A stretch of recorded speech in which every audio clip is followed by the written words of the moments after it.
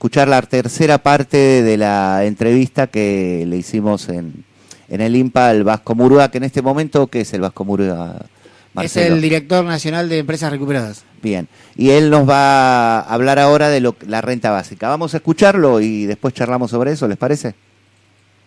Vasco, el Movimiento Nacional de Empresas Recuperadas tiene en estudio un proyecto que es de renta básica universal para todos los ciudadanos, en principio desocupados de la Argentina.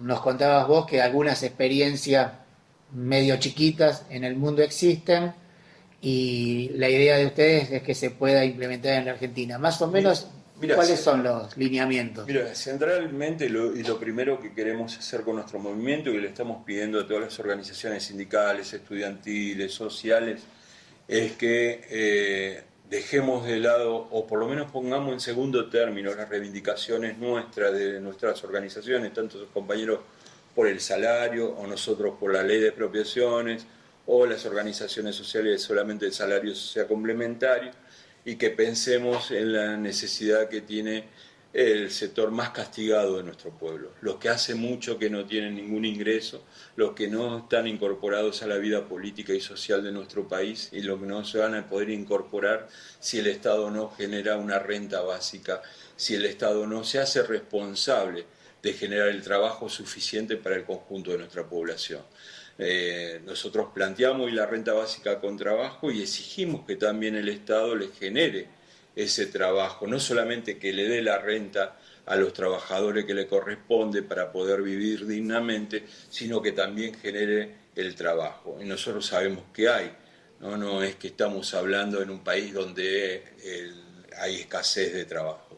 Hoy hay millones de viviendas que hay que construir, millones de cloacas que hay que hacer, o metros de cloacas que hay que hacer, escuelas, hospitales que están en estado lamentable que hay que cuidar y que hay que generar más, así que los recursos están, nuestra patria es rica, nosotros analizamos esto a partir de un informe que le pedimos a los compañeros de CONEA y del Observatorio de la Riqueza.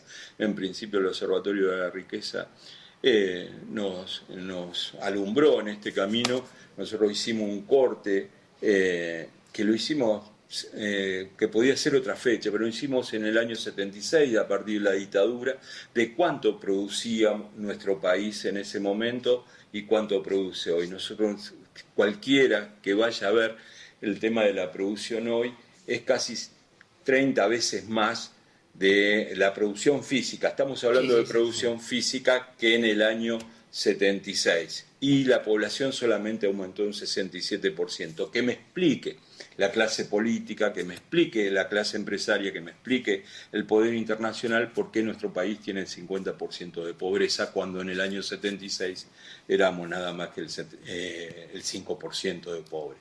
¿Sí? Y casi una desocupación que era la normal, casi nada de desocupación.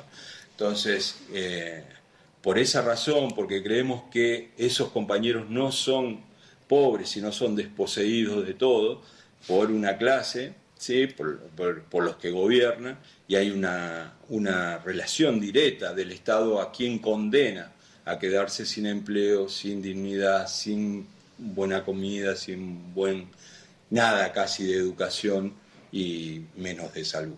Así que estamos seguros y planteamos esto de la renta básica porque creemos que, aparte, para el conjunto de la sociedad, esta política y la inclusión de esos compañeros hoy desposeídos es la posibilidad de tener una sociedad organizada, una sociedad en conjunto con trabajo, porque eso va a generar mayor consumo, eso va a mover la rueda rápidamente. Así que lo creemos totalmente necesario. ¿Y esa renta básica universal significaría que el Estado le pagaría una canasta básica al trabajador? Sí, nosotros estamos planteando que empecemos con el tema de la canasta básica, que hoy lo que decimos en realidad, que hoy en la Argentina, en el año 2020, y digo en Argentina porque es donde vivo, pero creo que el mundo estaría en condiciones de hacerlo, ya en el año 2020, que ningún ciudadano, ninguna persona sufra la necesidad de lo mínimo necesario que estamos planteando. Nosotros estamos planteando una canasta básica que incluye alimentos, salud, educación y energía. Claro. ¿Sí? No estamos diciendo quiero un viaje en avión, ni en el yate, ni quiero el perfume francés. Estamos diciendo que en un país, en un mundo, que la crisis es de sobreproducción, busquemos herramientas distintas a las que conocimos anteriormente, como el trabajo y el salario. El trabajo ya no va a ser nunca más el organizador de la sociedad, y el salario no puede ser el mecanismo de distribución. Si hoy vamos a cualquier empresa capitalista o multinacional o gran empresa, hoy el costo del salario es el 4%. Sí. Eso es lo que hace imposible que estos mecanismos de distribución funcionen. Esto es lo que hace el descarte que el sistema hace de la mitad de la población. Vasco, ¿y de dónde está planificado que salgan esos fondos? No, centralmente, seguramente de una reforma muy fuerte, impositiva, donde todos colaboremos, los que estamos integrados, todos colaboremos en mayor o menor proporción. Nadie va a hacer una reforma impositiva para que el que esté ganando bien pase a ganar menos de la renta, seguramente, pero sí lo que están superando esa renta, ese básico, van a tener que poner un poco. Y cuando digo poner un poco, en realidad es mentira, porque se diría también, digo, a ver, si hay un trabajador que gana 100.000 pesos y a ese trabajador le toca algún impuesto sobre su salario, sabe que cuando quede desocupado va a tener esa renta básica, ¿no? Está como aportando alguna posibilidad de que le pase a él, y que seguramente ese trabajador hoy tiene un familiar, un hijo que no puede incorporarse al empleo, ¿no? El problema, el que no va a querer esto van a ser los grandes, los poderosos, porque la reforma impositiva seguramente va a ser mayor sobre ellos, y esta renta básica va a generar lo que nunca vivió las sociedades ni siquiera las sociedades antiguas, donde uno debía deslomarse para vivir. O sea que todos los días uno debe estar pensando cómo hago para sobrevivir al otro día. De esta forma nuestro pueblo puede empezar a estudiar, a leer, a hacer cultura, ¿no? Porque tenemos asegurado lo que nunca tuvimos. Creo que es hora, creo que la humanidad merece ese salto de conciencia, que no veo otra forma, que la otra forma es esto que conocemos, esta guerra comercial mundial entre los dos poderes que hoy se disputan, y un país que cae en esta situación, en esta desgracia de vivir en un país así como el que vivimos, ¿no? Con lo que sufrimos, no nosotros, en realidad el que te habla como es trabajador de una empresa recuperada está más o menos incluido, ¿no? Un poquito menos que otros incluidos, pero estoy incluido. El problema hoy, y el problema central, y por eso lo discutimos con nuestros compañeros, y el deber que tenemos nosotros de luchar por lo que hoy están totalmente desposeídos. Bueno, escuchábamos entonces a Eduardo Murúa, el Vasco, presidente del Movimiento Nacional de Empresas Recuperadas y recientemente designado director nacional de Empresas Recuperadas. Hace un par de semanas se hizo una editorial en relación, entre otras cosas, Maxi, a la renta básica y a algo que titulamos Todo para Todos, una economía para el 99%, y se desató después, de ahí en más, en un par de semanas, algunas preguntas y algunas consultas relacionadas a ese tema. Lo que más me llamaba la atención, ¿sabés qué es? Y lo charlamos ahora entre todos, es esto de que cómo se van a beneficiar los vagos, ¿no? Cómo se van a aprovechar de lo que se le va a dar. Es así más o menos, ¿no? Brevemente, sintéticamente lo que nos planteaban. Entonces yo lo que pensaba era esto. Mirá, 3.000, suponete que se le pague una renta básica universal a 3.600 millones de personas y que se aprovecharan las 3.600 millones de personas, sería lo mismo que ahora se aprovechan 10 tipos. Decime si no movería la economía, que de última se aprovechen de esa renta a esos 3.600 millones de personas. Digo como para pensarlo, ¿no? Después, obviamente, hay que tener en cuenta cómo se financia, en qué estado esto se puede llegar a dar de una forma u otra, mejor o no.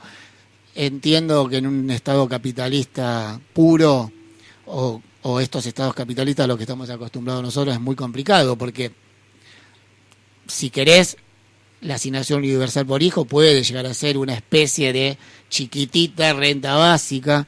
Si querés, algunos planes pueden llegar a ser una renta básica, que no lo es, pero si querés, puede asemejarse y mirar el quilombo que arma, ¿no?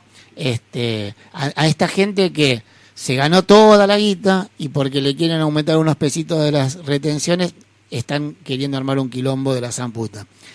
Son cosas para tener en cuenta, pero de todos modos me parece que lo de la comparación de los 3.600 millones de personas que se beneficiarían y las 10 personas que se benefician ahora es para tener en cuenta. Sí, yo creo que, digamos, a título inicial, yo lo que diría es que desde luego que cualquier política pública que propenda a la transferencia de recursos desde los sectores más enriquecidos de la sociedad, de los sectores populares, uno debe apoyarla, llámese renta básica o tenga algún otro nombre. El problema que se genera con este tipo de instrumentos es que el gobierno, aún estando filosóficamente de acuerdo con ellos, en el sentido de considerarlos parte de la justicia social, o en el mejor de los casos parte de la, digamos, de la distribución de la mínima equidad que se puede dar dentro de un sistema capitalista como el nuestro, como bien decía Marcelo, que es un sistema capitalista berreta, porque nosotros ni siquiera tenemos un capitalismo productivo como había en el mundo en los años 50 y 60. Hoy nosotros somos parte de un sistema capitalista financiero donde es mucho más rentable poner la guita en la bicicleta financiera que invertirla en la producción. Entonces aparece siempre la pregunta, ¿cómo nos financiamos para desarrollar una estrategia de transferencia de recursos que al mismo tiempo se vincule con una estrategia productiva? Maxi, igual también lo que tenemos que tener en cuenta es que se está hablando desde hace mucho tiempo del fin del trabajo. Entonces, también va a haber un montón de gente que no va a laburar nunca más, como ya hay un montón de gente que no labura hace un montón, va a haber un montón de gente más que no va a laburar nunca más. Y no van a tener a quién venderle. O sea que también ellos, de alguna manera, van a tener que rediseñar desde su capitalismo, ponerle el nombre que quieras, a quién le vamos a vender, porque si no, nos vamos a comercializar entre nosotros poquititos y no va a alcanzar. Entonces, de alguna manera, la rueda la van a tener que hacer mover de una forma u otra. Laburo no van a generar, porque las máquinas les conviene más. ¿Y qué hacemos con la gente? Bueno, este es el gran interrogante de la historia. ¿Cómo va a lograr el capitalismo del siglo XXI adaptarse a estos nuevos mecanismos para colocar la producción excedente y lo que no le pueden vender a nadie? Eso es un interrogante que es de difícil resolución en el tiempo presente, pero queda abierto al futuro. A mí me parece que ahí el punto que planteaba Murúa me parece muy interesante. Él se preguntaba qué pasó que logramos pasar del 5% de pobres en el año 1974 al 40% en el tiempo presente. A mí me parece que esa es la pregunta que debemos hacernos, porque eso nos lleva, y esto lo digo en mi calidad de historiador, necesariamente a revisar el proceso histórico de la Argentina de los últimos 50 años. Bueno, pero el debate para nada se cierra acá, vamos a seguir charlando.